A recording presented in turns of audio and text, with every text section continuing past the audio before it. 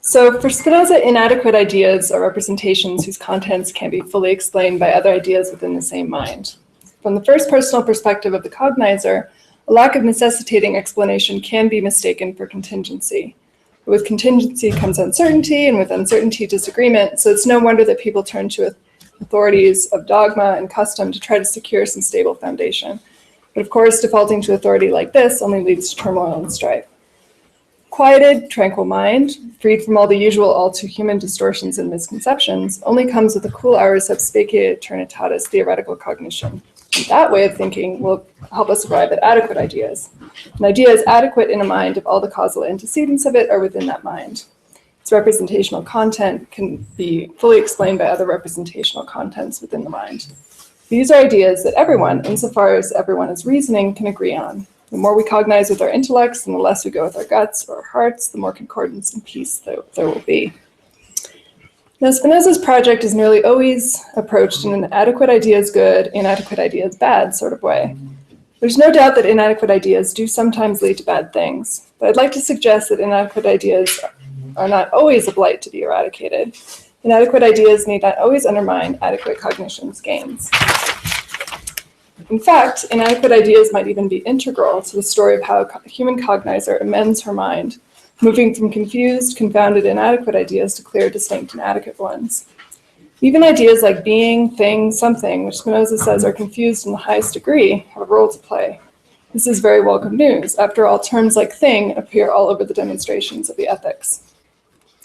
Furthermore, once a cognizer builds up a stock of adequate ideas, inadequate ideas can figure in cognitions in such a way that the inadequacy doesn't infect cognitions yielding other adequate ideas. So the basic idea, on my view, is that there can be a peaceful coexistence of inadequacy and adequacy. What allows for this coexistence is that a representation of a thing can be complex in ways that haven't yet been appreciated. Different sorts of causal information can be encoded in that representation, and not all of that information needs to be adequate. So I'll go through a brief refresher course in Spinoza's epistemology, which probably isn't necessary in this context, but and then I'll explain how there can be different axes of inadequacy and adequacy. I'll then explain how recognizing that there are these different axes can help us understand exactly how certain important higher order representations rise from reflection on inadequate perceptual representations. These important representations include representations of persisting individuals or singular things, as well as common notions and adequate ideas of properties of things, those adequate ideas required for reason. I'll also explain how Spinoza can consistently maintain that a cognizer can bring the order of the intellect to the durational order of things. A cognizer can have some completely adequate ideas of things qua durationally existing things. That Spinoza can consistently say this is important for a few reasons. First, it helps us see that Spinoza's system can accommodate physics. Some commentators have argued that Spinoza simply can't develop a mechanism physics. If physics requires having adequate ideas about extended bodies in motion, and bodies in motion can only ever be cognized inadequately, then Spinoza can't develop any physics. So that's a quick argument. Such commentators aren't just making the point that a finite mind can't know all the details of absolutely everything, and so can't have any adequate cognition of the individuating essences of things.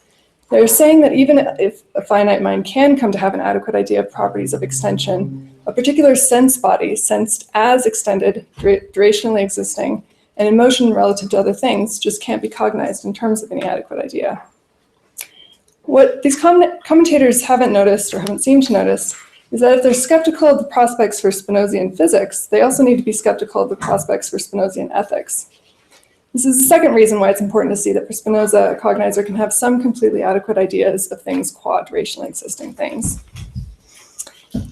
Now, it sure seems like Spinoza is telling us that the more adequate ideas about other things as durationally existing people or things, the more ideas we have of these things, the less we will be enslaved by our passions and the better off we'll be. It sure seems like even once we have many adequate ideas, we don't completely lose our subjective egocentric viewpoint. Those adequate ideas help us become more powerful, more able to act and persevere in our durational existence. But it seems that adequate ideas can only do that if the cognizer sees adequate ideas as applying to her body, her mind, and the situation she perceives herself as being in. But if we can't have adequate ideas about things that exist durationally, things like other people, ourselves, societies, We really can't do what Spinoza says we can do, and so there's a deep inconsistency lurking in Spinoza's project. So my aim is to rescue Spinoza from this sort of charge, but before I get into the project of Spinozian apologetics, I'll give you some background. Okay, so just so everyone's on the same page, the mind is, well, actually, I should probably just skip this point since I'm talking to a bunch of Spinozists.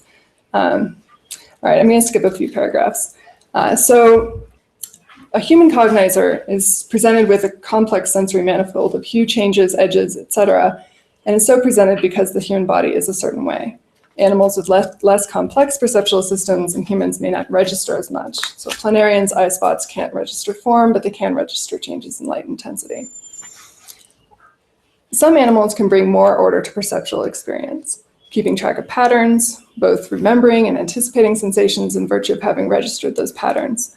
I put these actually in scare quotes because registering may mean no more than the animals respond differentially to different patterns. But there's still a sense in which such animals perceive many things and form universal notions, to use the language of 2P40S2.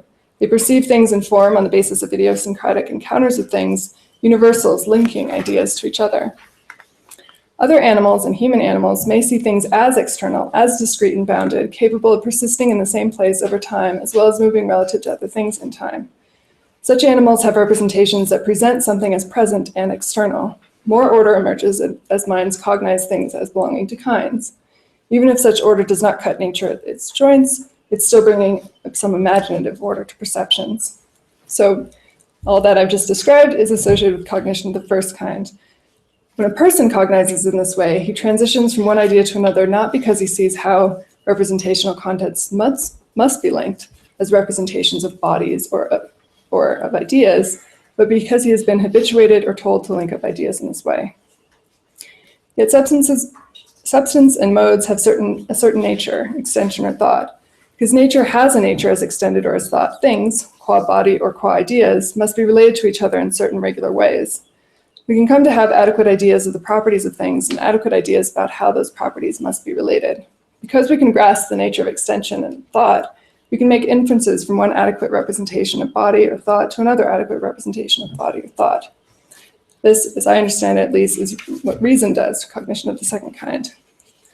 So to use the example Spinoza gives, a merchant cognizes using reason when he performs the right operation to calculate the missing fourth proportional from the force of the demonstration of P19 of Book 7 of Euclid, namely the common property of proportional. Reason requires adequate ideas of properties of things and common notions, where common notions seem to be very general axioms that can apply to ideas or bodies. Adequate ideas of properties and common notions represent what is equally in the part and the whole. Equally in the part and the whole is often taken as some sort of mysterious Spinozistic locution, but I suspect it's Spinoza's restatement of an older idea, a la Garlandus and others, that to reason syllogistically, one needs a topical maxim like that which is universally attributed to the whole is also universally attributed to the part. Spinoza describes the third kind of cognition, scientia intuitiva, as that which proceeds from an adequate idea of the formal essence of certain attributes of God to the adequate cognition of the formal essence of things. This is the very best sort of cognition, and it's the sort which secures virtue itself or beatitude. But as important as this sort of cognition is, as everyone knows, it's very hard to figure out what exactly it is. So I have my own hunches, and on a view I've developed elsewhere, and I can talk about over drinks, scientia intuitiva plays a role very much like Descartes' scientia. It gives a cognizer the assurance that all his adequate, objectively real representations agree with something formally real, and so can be cognized not just as adequate, as well-founded on other ideas within the mind, but also as true. Reason just secures certainty of how representations have to be related. With reason, you can be certain that you have some rules for cognition. With scientia intuitiva, you can be sure that the representations you have capture something of the extramental world. One can be sure that all those rules of good cognition are applicable and can generate a body of truths or science. So I'll talk more about axes of inadequacy in a moment, but I'm going to discuss the famous and infamous axiom 1A4 first. So that axiom again is cognition of an effect depends on and involves or implies cognition of its cause. This isn't just the statement that to cognize something as an effect implies that one is cognizing in terms of causes and effects. It seems to be a stronger claim. Take any representation, that representation implicates a representation of the cause of it. This has struck a lot of people as very weird. Is it supposed to apply to transitive causation, to the causes of the coming to be of things in duration?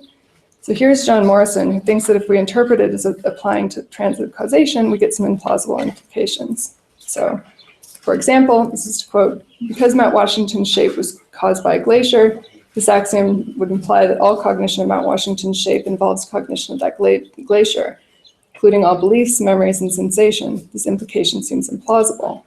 For thousands of years, people seem to have believed, remembered, and seen that Mount Washington has a shape without ever thinking about glaciers, let alone that particular glacier. So the way Morrison deals with this is to think that 1A4 actually only applies to immanent causation.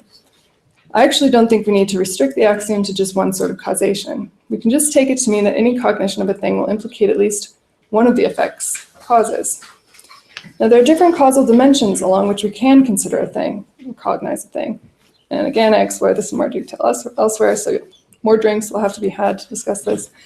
But basically, we can consider something as something immanently sustained in its very existence by the eternal substance, or 2, as having a certain essence caused by the essence of substance, or 3, as a durationally existing thing transitively caused to come into durational existence by other durationally existing things, or 4, as a durationally existing thing existing in a certain way because its durationally existing transitive causes were some certain way. In order for 1A4 to hold, we need not think that the cognition involves all of these causal dimensions. We can represent a thing as an existing something, and we can represent it as a thing with certain properties.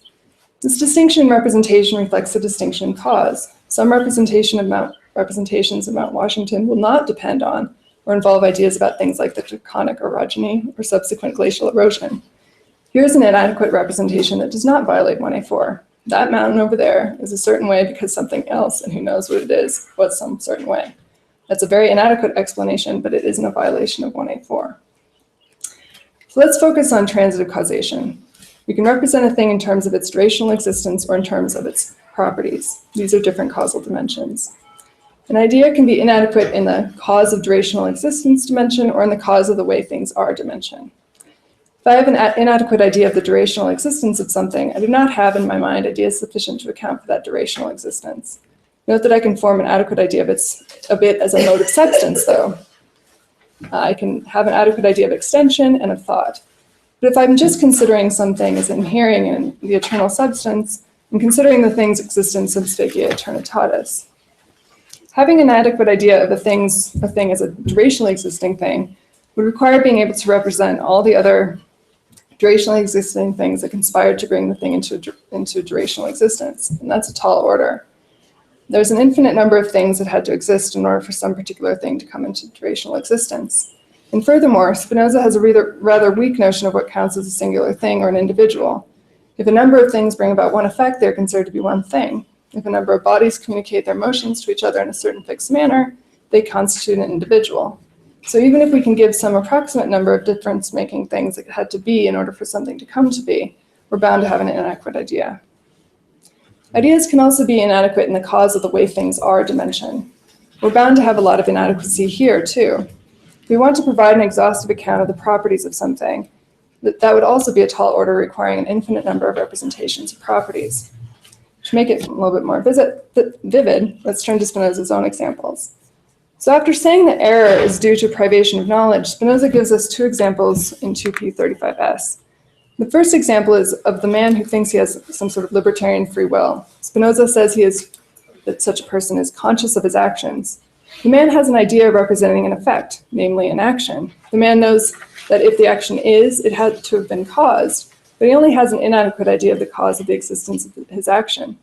The man, according to Spinoza, is ignorant of the causes by which he is determined. The idea is inadequate on the dimension of durational existence. From reflection on the effect, he misidentifies the number of causes as just one. The idea is also inadequate on the dimension of the way that cause is. In this case, the cognizer thinks the cause is himself, but himself is not having any features that necessitate the features of the effect. Such necessity, after all, would preclude the freedom here. Spinoza gives us another example, that of our visual perception of the sun. Here, the salient difference between the astronomer and the amateur is in their ideas of the way the sun is, its size and its distance from Earth. When we look at the sun, we supposedly imagine it as 200 feet away from us. The amateur and the astronomer both have a certain visual experience, namely of an object of a certain brightness and size around 200 feet away. The amateur, when asked about the ways the cause of this image is, will extract an answer from the visual representation alone. He will say it's 200 feet away. The astronomer can say something else. He can supply the answer that while it may appear to be 200 feet away, the correct distance is much greater. The astronomer has some adequate ideas of the properties of the sun, space, light, atmosphere, and refraction. He may not be able to say exactly how the sun is or account for all the features of his perceptual image of the sun, but he can have an adequate idea of the distance the sun is from the Earth. The astronomer, importantly, can decouple the perceptual representation of the sun from the representation of the correct size of the sun and correct measure of its distance from Earth. But the astronomer can't completely shake the perceptual image. His body is still affected by the sun, and you just can't shut off his senses. Now, Spinoza says we can have adequate ideas. So 2p38, those things which are common to all, which are equally in the part and the whole, can only be conceived adequately. And if something is common to and peculiar to the human body and certain external bodies by which the human body is usually affected, and it's equally in the part and the whole of each of them, its idea will also be adequate to mine. That's 2p39.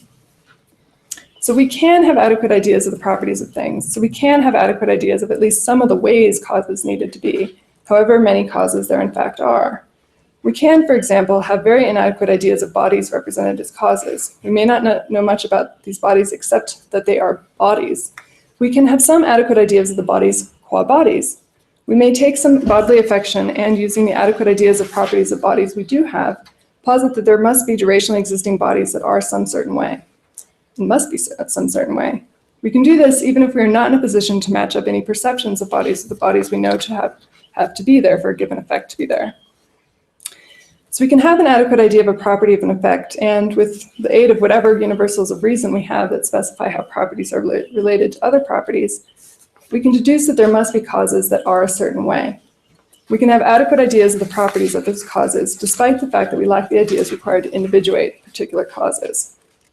There's one more thing to mention. All ideas are affirmations here, and so when I'm talking about representational content, I'm not talking about mute pictures. The variety of representational contents I've described can be understood as a variety of affirmations. So consider the very inadequate representation of an idea as something caused by some durationally existing things that are some way or other. In this case, a mind is not affirming of the external cause of that image that is some way or another. All that is affirmed is the inadequate content an image is presented that was caused by something. So, for example, the mental image of a unicorn can be affirmed as this presently existing mental image that has causes, who knows what they are. And no extra mental durational existence of any unicorns has to be affirmed. Okay, that's going to be important. So now just look around the room, consider this an image of a room filled with objects. So I'm now presented with shapes and hues appearing at a certain distance from me. And I can extract a bunch of distance information from the perceived image. And that's exactly what the amateur astronomer did. Something appears 5 feet from me, that over there appears 10 feet, and so on. I can represent that there is a cause of my sensation 5 feet over there, and another cause of my sensation 10 feet over there. I can choose the level of grain, the units by which I divide up the perceived space. I could represent 100 causes of my visual sensation, or just 10. I can represent a certain number of durationally existing causes in my visual sensation existing in a certain way, namely as being a certain distance from me. So like the professional astronomer, though, I can represent distance information as distinct from the phenomenal image, even though that information was extracted from that image. I can represent the scene as appearing some way with colors and hues, but yet also represent it as stripped of color and texture, as just represented in terms of some things, whatever they are, at certain distances from me and certain distances from each other. I can imagine those some things as having other properties than the ones phenomenally appearing to me. So what's the point of this? Spinoza's system gives us resources to use imaginatively demarcated 3D grids or imagined timelines as indices, scaffolds used to keep track of the way things are, either the way those things phenomenally appear or the way those things are regardless of the way they appear to be. The scaffold is itself imaginative and very inadequate. I'm just representing and affirming that there are durationally existing things, but the way those posited things are can be adequate. I can represent and affirm either inadequate or inadequate properties of regions or points on an imagined grid. It's a nice sound, whatever that is. And so what use is such a grid? Spinoza insists that what a body is capable of representing clearly and distinctly depends on what a body can do. So we can look at 2p13s, and it's in the paper. And if we look at this at 2p13s, we see not just a claim about the complexity of perceptual and cognitive systems. We also see a claim about what the body can do, how deftly it can navigate spaces and manipulate things. So doesn't it seem a little bit odd to say that if I do more powerlifting, I'll be able to write a better book? Okay, well, I don't think it's actually that weird. The more the body can manipulate other bodies or reflect on various ways the body has been affected by other bodies, the more data about causes the mind representing the body will have. And the more data... Kristen, yeah. You want to switch places? Sure, I'll switch places. So the more a body can manipulate other bodies or reflect on various ways a body has been affected by other bodies, the more data about causes the mind representing the body will have. And the more data, the more fine-grained distinctions that mind will be able to make. So an imagined scaffold is especially helpful to a cognizer who can move about and manipulate things. It helps a cognizer keep track of his own movements relative to fixed points in that scaffold. Spinoza thinks that the mind will regard as present something unless a new representation excludes the existence of that something. If a cognizer merely sees a succession of distinct images, each will be thought of as having its own unique cause. If a cognizer sees a succession of distinct images as images of some durationally existing cause posited to be at some point in extended space, then the cognizer will be forced to figure out what the common cause must be like, what properties it has to have in order to cause these varied images. So the more varied the images of the cause, looking a certain way from a given point of view the cognizer has, the more detailed the cognizer's representation of the cause's properties will be. And the more a cognizer can manipulate the cause that is posited to be at some point in an extended space, the more a cognizer will be able to see whether and how that other body's parts are internally causally coordinated. Okay, so conceiving of quantity abstractly with the aid of the senses, to use Spinoza's favorite locution, can help organize sensory representations, facilitating the formation of higher order representations of singular things and persisting individuals. Conceiving of quantity even more abstractly as an imagined inner space can also help organize representations. So Spinoza appears to think of the activity of reflection that yields adequate ideas of properties of things in terms of such an imagined inner space. A mind can be determined internally. This implies that it's not just a matter of adventitious perception, and can contemplate a number of things at once, understanding their agreements, differences, and oppositions. How better to contemplate or regard a bunch of things at once than to represent things as in an inner space? And I'll skip the parenthetical there. But in any case, this organizing space need not be affirmed as existing externally. It can just be affirmed as a mental image that has some cause, whatever it is. A cognizer can index a feature of some represented thing to a bit of that mental space. This can help the cognizer attend to this feature. Perhaps the cognizer can then superimpose another feature. The agreements, differences, and oppositions can then presumably be discerned. But how does such reflection yield adequate ideas? How can a cognizer be sure that she has isolated adequate ideas of properties of things, rather than some spurious, inadequate universal like dog or man? Both the genuine, adequate, clear, and distinct universals and the spurious ones appear to be generated from consideration of the agreements, differences, and oppositions among many representations. What does a cognizer need to do differently to get to the good universals, and can the cognizer know when she's successful? Spinoza doesn't say much, and there has been a tendency to just point to the sparse bits of text and say, well, bad universals come from the imagination and good ones come from reason. This might mean something if Spinoza thought that reason and imagination were distinct faculties, but he doesn't think that there are such faculties. And I'm not sure we should throw up our hands just yet. Spinoza insists that the adequate properties and common notions are equally in the part in the whole. This is the mark of adequacy, and so it is something that we could come to see as we regard things in our inner thought arena. But to see that a feature is equally in the part in the whole, it seems a cognizer has to do some analysis. I consider a feature and realize that regardless of what units I'm using, or regardless of the perspective from which I'm considering the features, I see that extension is always some way, equally in the part and in the whole.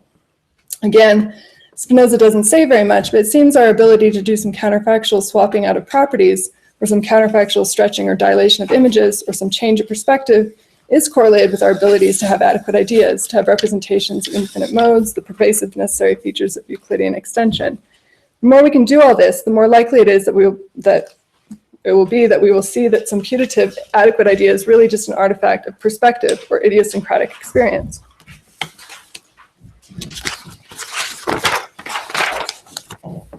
To expand on one of Spinoza's own examples, we don't have an adequate idea of a ratio if we identify the ratio with a single example of that ratio.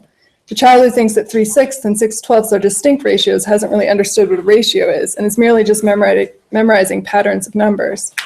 Perhaps we know when we have an adequate idea when we see that any instances of some ratio, or any imagined triangles, or any imagined manipulations of a lump of wax cannot simply be identified with the idea we have of the ratios, triangles, or extended bodies, some perceptual image or imagined thing. We realize that each example we can think of presupposes the idea. The properties we have are equally in the part and the whole in the sense of being in both the genus and the species. Imaginative, inadequate ideas of universals like man as a biped don't seem to be like this. Pointing to one example is enough to capture the full sense of the term. The imaginative universal's content can be reduced to a particular representation. The error is applying the label to many things. So maybe this ends up limiting our adequate ideas to geometric ideas, but I tend to think that Spinoza is enough of a Cartesian to think that's fine. So I've been pushing the line that thinking of extension abstractly might have some important roles to play in Spinoza's account of cognition. And I'll now make a radical proposal, but it sounds like it's already been made today, so maybe it's not that radical. Perhaps imagination is a condition for the possibility of adequate ideas, at least for finite human cognizers like ourselves. It takes a lot of reflection to see that we have an adequate idea of the nature of God. In fact, we may have to be guided in that reflection by reading the ethics. It can take a lot of reflection to know when we have an adequate idea of the nature of bodies. Once we have adequate ideas, we can be certain that we do have them. That doesn't mean that they were easy to come by. And reflection can be aided by those aids to the imagination, units, measure, an imaginative 3D scaffold, perhaps. And I think Spinoza can say this while also maintaining that we do need to be careful. We should not think that things can be yanked out of extension. That invites us to think there is more of a distinction between things and extension, or between one thing and another, than there really is. So let's just suppose that we do have adequate representations of properties of things. We've come to have these somehow, and we can recognize them as adequate ideas of properties of things. Now here's the next question. Is imagination or inadequate cognition like a ladder to be kicked away? One can get the impression that once a cognizer has adequate ideas, he simply does not cognize the world quadurational and changeable. Rather, he cognizes it from a completely dispassionate subspacia eternitatis view from nowhere. There is something right about this. Once one does get more adequate ideas, one does take a less blinkered, less parochial, and less emotionally inflected view of one's own place in the causal nexus. But again, I think we need to be careful. Spinoza can allow that although human cognizers will never have fully adequate ideas of durationally existing things, that would require an infinite intellect, that doesn't mean human cognizers can never have any adequate ideas of durationally existing things. As I said earlier, it sure seems like one upshot to having adequate ideas about things is that it helps us think about the world we live in an adequate way, purged of wishful thinking and myths. That cognizers can have adequate ideas about durationally existing things that are cognized really inadequately is important because it helps us say that Spinoza could develop some sort of physics and can claim that human beings have adequate ideas about themselves and other things, quadurationally existing things. So I'll focus on the issue of physics mostly because it's received attention, and I'll turn back to the ethics of the ethics in a few minutes. So before fairly recently, Spinoza was more often than not lumped into the mechanist philosopher camp. So Ed Curley, Jonathan Bennett, Stephen Gaukroger thought that Spinoza thought that we can come to have adequate knowledge of the physical world and its workings. Now, some commentators point that we shouldn't be too quick to assume that Spinoza was importing Cartesian principles, etc. But the general point is that, according to these commentators, Spinoza thought that mechanist philosophers were onto something. We can have adequate ideas of the physical world of bodies. More recently, some commentators, like Alison Peterman and Eric Schließer, have concluded that Spinoza can't really develop a physics. If physics has anything to do with characterizing the perceived durationally existing world of extended bodies in motion, then the subject matter is imaginative and inadequate. We can't get anything from empirical investigation of nature that we can use to come up with mechanist science. We can't even think mathematically about the world of durational bodies. I want to push a more old-fashioned view of Spinoza. Yes, sensation is imaginative, but we need not suppose that it's useless in coming to have adequate ideas. And yes, cognition of durationally existing things is going to have an imaginative element, but no, that doesn't preclude us from having some adequate ideas of durationally existing things. So here are a few different sorts of claims proponents of the new Spinoza can't have physics sort of view. So I'll begin with claims that amount to the claim that there is something incoherent about supposing that adequate ideas represent extended duration existing bodies. So one claim is this: adequate ideas are only ever sub specie eternitatis and necessary. Because this is so, there can be no adequate cognition sub specie durationis of things that are imaginatively inadequately perceived and thus perceived to be contingent. But as I hope is sort of clear by now, I think that the representation of a thing in Spinoza can be understood as a hybrid beast. One can have a representation of the way something is and has come to be in terms of necessary properties and common notions. One can have such a representation even if one represents the durational existence of the thing very inadequately as just something. One can represent, or body, one can represent it as distinct from other things inadequately. But if one knows that that thing, that body over there, however it is, must have a certain feature because it is a body, one can represent that body as having that necessary feature. All right, the second related claim, and I'm going to skip the third claim, was recently made by Alison Peterman. And this is the idea that extension, properly speaking, is not a three-dimensional extended space. Such experience space is always imaginary and can never be adequately characterized. Physics, if it's about three-dimensional bodies in motion, can only ever be entirely imaginary. It's not just that any metric used to quantify properties of perceived nature will be imaginative. It's that all dimensionality and duration are wholly imaginative and entirely inadequate. So Spinoza says that reason counsels us to want a greater future good over a lesser present one. This by itself suggests that reason can register temporal passage. So there's evidence, I think, that Spinoza does not see a complete disconnect here. And again, there can be a decoupling of different sorts of representational information. This enables us to say that while three-dimensional perception might always involve a perceptual or egocentric or somehow imaginative element, to imagine things in an array is to imagine extension in an imaginative way as divisible, this does not mean that one cannot understand perceived bodies as related in certain necessary ways because they have certain features qua bodies. All right, so I'll skip the third one. What I've been pushing is that Spinoza's cognizer can have representations along different causal axes. And this allows a cognizer to use idealized models that are imaginatively constructed and imaginatively simplified, but are also vehicles for adequate representations of necessary features.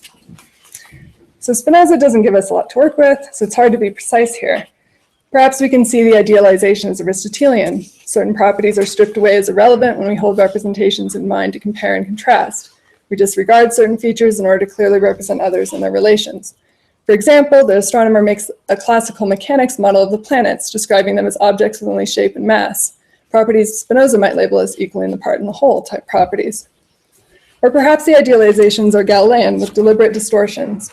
Planes are imagined to be frictionless, etc. Perhaps it's a mix of both. Of course, there are the inevitable questions about how models or idealizations can be about the world, given that they do not necessarily reproduce the figures of external things exactly, to use Spinoza's language in 2p17s. Spinoza is perhaps helped because he insists that all ideas are representations and all representations have causal links to affections of the body, and affections of the body have causal links to the wider world. There's always going to be some causal link for both the way things are and for the durational existence of things. Even an imaginative phenomenal image has a causal link to the way something is. If a cognizer's model does incorporate adequate ideas, and if that cognizer has enjoyed cognition of the third kind, as I understand it, then that cognizer can know that these adequate ideas do apply to extramental reality using her model. So I think there is a sense in which the model can be about the world. Now, we will never have completely adequate representations of finite things. Again, that would require representations of more things than a human mind can handle. And so our models will be limited, treating actual perceived things as ideal so we can understand them as approximations of the ideal.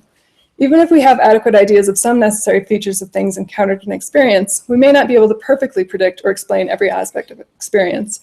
But our models, with their use of confused transcendental terms like thing, something, being, body, nevertheless can get us to appreciate with greater clarity what the nature of body and mind are, even if it doesn't allow us to have greater clarity of individuating essences of particular bodies and particular minds. Models with such confused transcendental terms might also help us get an adequate idea of Spinoza's God. The details would need to be worked out, but the demonstrations of the ethics can be understood as requiring coordination of inadequate transcendental terms and adequate ideas. As we move through the demonstrations, we pin properties on inadequate imagined subjects. We keep some features fixed. Definitions might tell us which features are to be fixed, and go from there, coming to have more and more adequate ideas.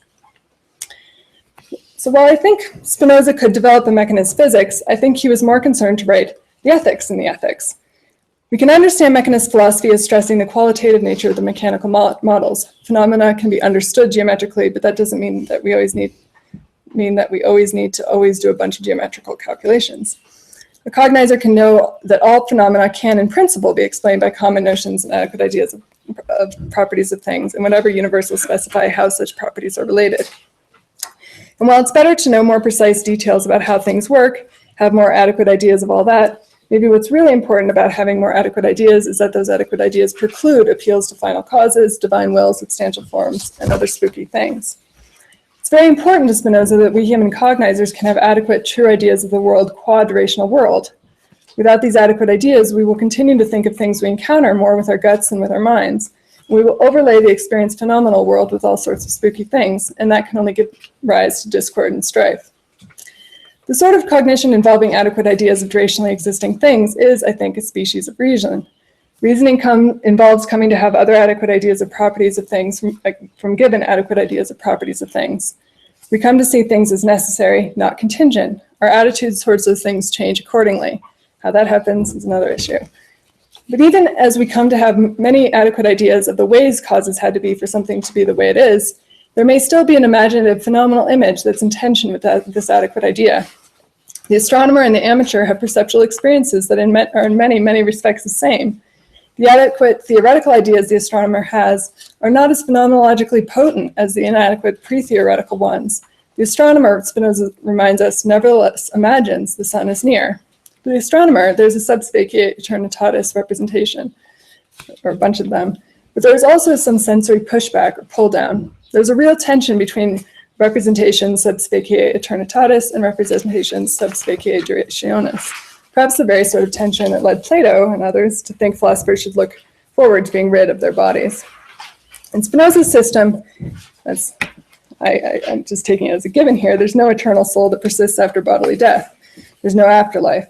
But Spinoza assures us that we can make more of our minds eternal in this life. There's a tension between representation subspecie aeternitatis and durationis. We can suppose that removing this tension in life rather than at death results in more of the mind being eternal. But what could release this tension in life? Here's a provisional suggestion. Scientia intuitiva could make at least some of this tension go away. Again, on the view I develop elsewhere, Scientia intuitiva closes a skeptical gap and gives the cognizer first personal assurance that whatever adequate ideas she has are not just coherent, having all the intrinsic denominations of a true idea, but are true in the sense of corresponding to something formally real. The adequate ideas she has reason to are given an extra stamp of approval with Scientia intuitiva. One gets Scientia, the most certain knowledge. If Scientia intuitiva adds a level of certainty not afforded by reason alone, it's going to make the adequate ideas of reason more powerful and phenomenologically potent, perhaps more powerful than the pre-theoretical default perceptions that the astronomer, with reason alone, finds so hard to shake. That is, perhaps Scientia intuitiva really transforms the phenomenology of perceptual experience, so much that what was, for the reasoner alone, at a certain level of remove, theoretical, and likely to dissipate when one gets distracted, is now very present and unshakable. Perhaps the way to understand Scientia intuitiva is as a combination of the immediacy of perception, that's suggested by intuitive, with the certainty of reason, which thereby amplifies that certainty of reason into the certainty of Scientia. Scientia intuitiva changes how one perceives the world. One simply perceives its orderliness and necessity much more powerfully than one did with reason alone. Scientia intuitiva brings about this alteration of the immediate perception of the world in such a way that it phenomenally presents adequate ideas of reason with a vivacity previously enjoyed only by imagination. Then we can see it as more immediately influencing one's behavior. If this is right, then we can see why Scientia intuitiva has that much more power over the affects than reason. It brings the greatest satisfaction of mind there can be. A person who cognizes things in this way passes to the greatest human perfection and consequently is affected with the greatest joy, accompanied by the idea of himself and his virtue. And helpfully enough, a person who has Scientia intuitiva does not fear death. course, there are more questions. I've argued that reasoning is compatible with the subjective. One can reason about things imaginatively from a perspective, but once one has scantia intuitiva, does that disappear? How long can one maintain scantia intuitiva? If memory is imaginative, then how much is scantia intuitiva's power diminished by memory? And you have to wait for answers to that. Thank you.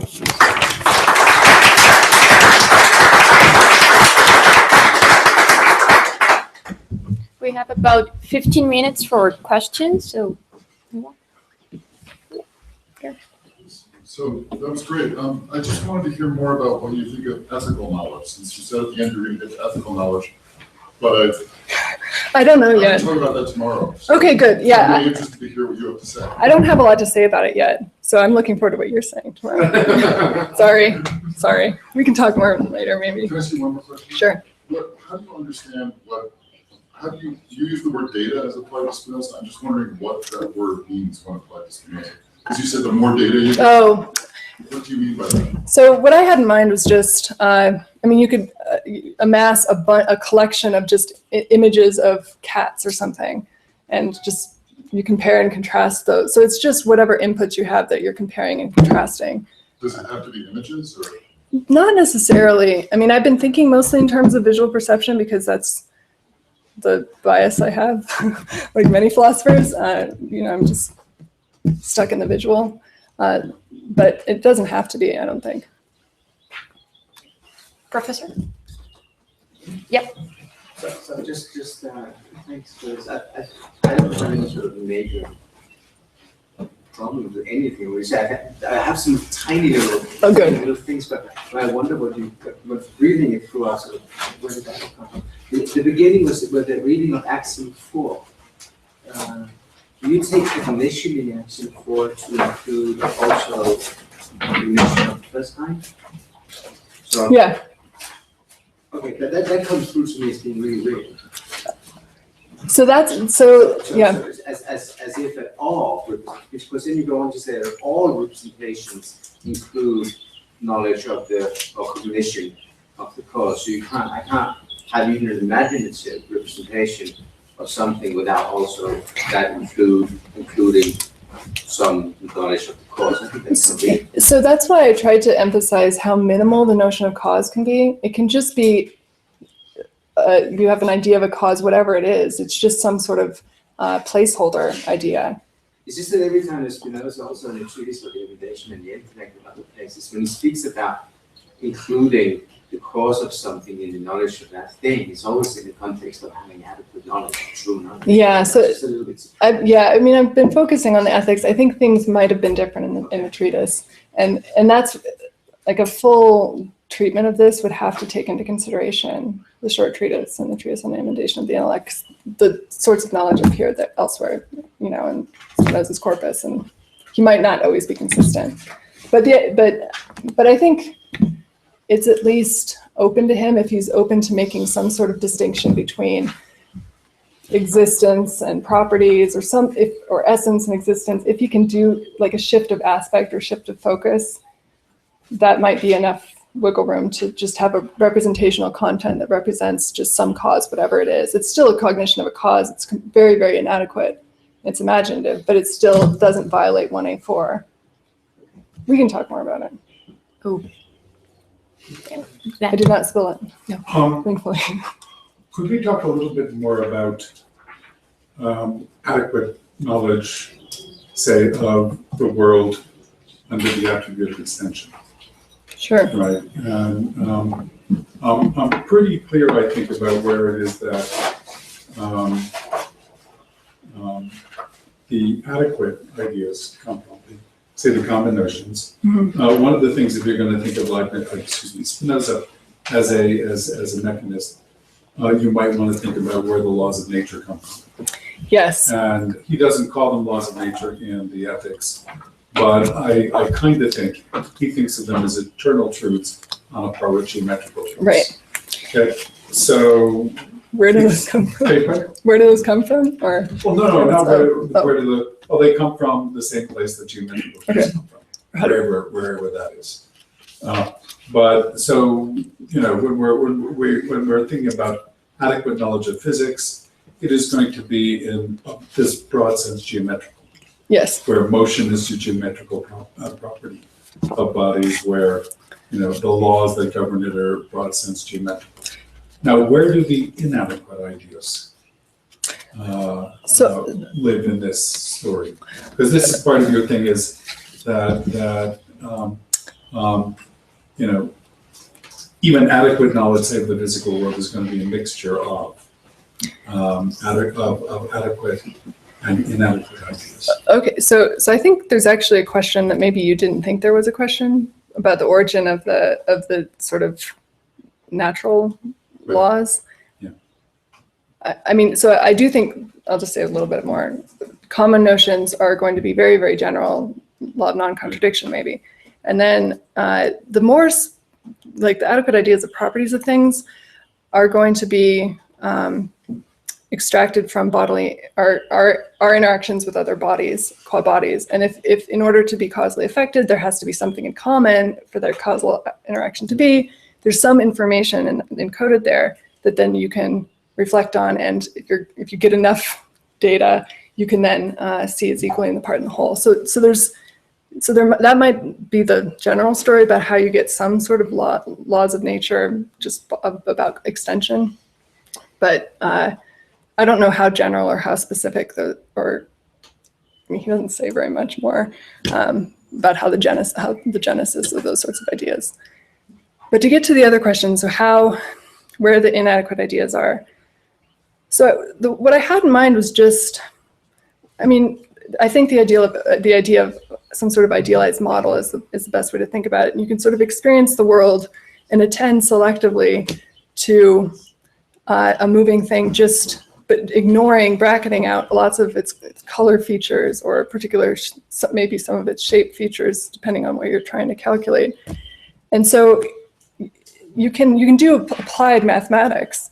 It's a mix of adequate and inadequate ideas, because you're still thinking of things and perceiving things imaginatively, but you're also cognizing those inadequately posited things in terms of laws that you can put into demonstrations and then come to have some certain knowledge about them. Okay, so we're in a certain sense, you don't want to say exactly that you're abstracting. Right. But something kind of like that. Okay, so that gets us a knowledge of the second kind. Yeah. What's scanty intuitiva? Okay, so of the same sort of domain going to look like? So with reason, you can still have, on my view, you can still have a level of certainty with reason, but it's sort of as though if you're working just with reason, you haven't realized that there's a deeper question to ask. So there is a deeper question, and the question is how does all of that stuff you're reasoning about, how is that related to God, or what's the ultimate foundation of its being? And Spinoza answers this in his particular way by saying that all things just inhere in the one substance, which can be considered under different attributes. Descartes answers it in a different way with a transcendent God who's benevolent. So it's just like Descartes says that atheist geometer can do a lot.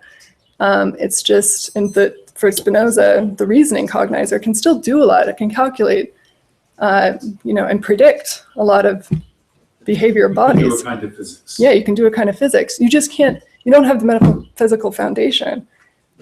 And it's compatible. Doesn't he, it's somewhere at the end of Ethics 5, he distinguishes knowledge of the second kind and knowledge of the third kind as general knowledge versus knowledge of particulars. Right. So in my view, you get knowledge of particulars by doing reason. Scanty intuitiva just gives you, in a way, general knowledge about how any particular is, what it really, really is, metaphysically speaking.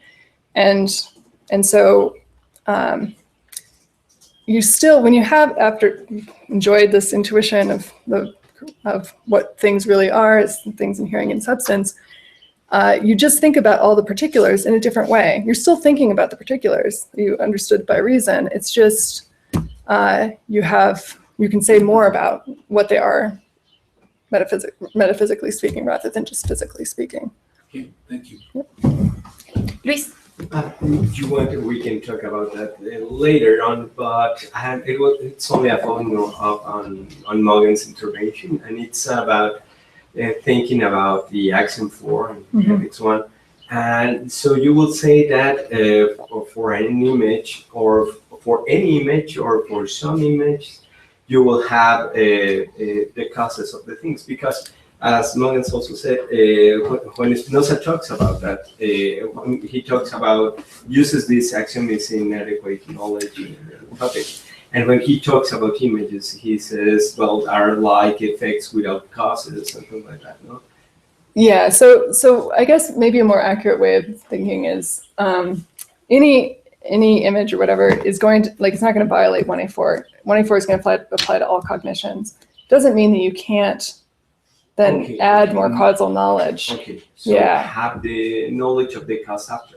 Okay. Yeah, so I wanted to accommodate the text that suggests that 1A4 applies to things that can be false, and also, also just the axiom. And I also wanted to allow that for Spinoza, you can't just reflect on perceptual images and somehow discover the origin of the universe or something. You have to actually do things in the world. That's why we have to make ourselves more powerful. Susan, I apologize for the useless of human cognizer, or human being, better than subject. For me, it is very, very important. This useless. Oh, okay. Human cognizer is not the subject. Okay. So. Not my congratulations. So I could probably just. I mean, what is important for what I'm trying to figure out is that first person perspective. So I could substitute the subject. I'm a human subject, or something like. Maybe that would work. Okay. Thanks. Professor Garrett? Oh, I was just going to ask whether on this account something like the knowledge of a particular, like Dan was talking about yesterday, the knowledge of a particular ratio, a dynamic ratio, where the things that are connected in the nodes of the ratio might have inadequate cognition as their source, but the overall ratio or pattern is reason. It's kind of exactly what you're thinking of. Yeah. That's what I think of. Yeah. So if you know the ratio, you have an adequate idea, but you have an adequate idea about things that are also, in another sense, cognized inadequately. Yeah. So I just wanted to explain how that can be. So far as the individual things that are instantiating that pattern are known inadequately. Yeah, and there is a lot of in my view, human knowledge is just going to be infected with inadequacy all the time. I mean, we just can't, just because we're limited by our bodies and the sort of sensory apparatus we have, we can't get to know all the features of absolutely everything, because we have to work from what we can in principle work from, which is just sensory input. And we can't know the entire history of the world, so we can't have individuating or knowledge of individuating essences. But nevertheless, we can have some adequate ideas about things. Professor. Just one remark. I feel maybe one thing about Alison Peterman's position, which at least one of the things I'm not right to think about on your Alison Peterman's position, on the idea that you can have the perceptual world is totally inadequate. It simply doesn't make sense, because you can't have any such thing as a totally inadequate idea. There has to be some adequacy in there, because otherwise this simply wouldn't be an idea. If you sort of fit with the idea that what is inadequacy, it is privation. So if you get to something totally inadequate, you have to drive everything. There's no idea. Yeah, you can't even think of body, maybe. Yeah. So that was sort of just a little remark. So the question is about the common notions and reason, and relates to what Dan said about how do we make a connection to physics. Is this so that for the common notion, what makes the difference between the common notions and the transcendentals and the universals and so on and so forth, is that there are specific kinds of properties that qualify to make common notions. And those specific, they are actually ontologically grounded in the sense that what do we have as an ontology? We got a substance modes with physics. We've got substance, we've got modes, and what do we have more than have modes? Affections. Right. Affections are real. So that means that all kinds of, let's say, sort of universal, or sometimes we have to call them universal notions that are grounded in affective properties are common notions, though those are actually true. And grounded in a kind of physics, which is basically a physics of affection. Right, right. You know that? Yeah. So is your idea that the transcendental terms, so it was interesting, are sort of specification of some common notion, or sort of way of narrowing the application? The difference between the different, I mean, that there's, in the common notion, what makes the difference between the common notions, other kinds of universals that there are, and that's sort of the mechanical bit in Spinoza, is that there are only specific kinds of properties that will qualify to make common notions out of, and those properties are effective ones. Oh, okay. Well, we're running out of time. Se nos acabó el tiempo. Sorry.